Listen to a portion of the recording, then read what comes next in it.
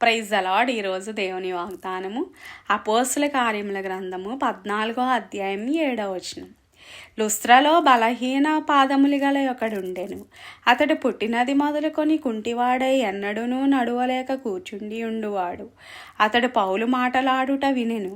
పౌలు అతని వైపు తేరి చూచి స్వస్థత పొందుటకు అతనికి విశ్వాసముండెనని గ్రహించి, నీ పాదములు మోపి సరిగా నిలువుమని బిగ్గరగా చెప్పినప్పుడు అతడు గంతులు వేసి నడువసాగెను.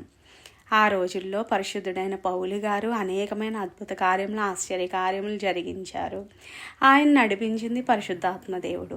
మనము కూడా మన ప్రియమైన పరలోకపు తండ్రి అందు విశ్వాసం ఉంచినట్లయితే పరిశుద్ధాత్ముడు మనకి తోడై ఉండి మన జీవితంలో కార్యములు జరిగిస్తారు.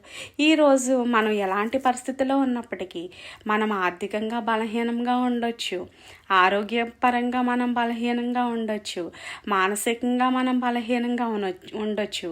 అది ఎలాంటి పరిస్థితి అయినప్పటికీ కూడా ప్రభువైన యేసుక్రీస్తు నామములో మనం ప్రార్థన చేసినట్లయితే పరిశుద్ధాత్మ దేవుడు మన యందు కార్యములు జరిగిస్తాడు. మనలో ఉండి మన ప్రార్థనకి ఆయన జవాబు అనుగ్రహిస్తాడు. మనం చేయవలసిందంతా ఒక్కటే, మనం విశ్వాసం ఉంచి ప్రార్థన చేయాలి. మనం ఎప్పుడైతే విశ్వాసం ఉంచి ప్రార్థన చేస్తామో పరిశుద్ధాత్మ దేవుడు మన జీవితంలో కార్యములు జరిగిస్తాడు.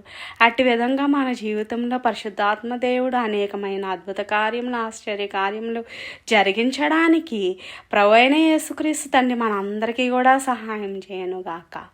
ఆమేన్. హల్లెలూయా.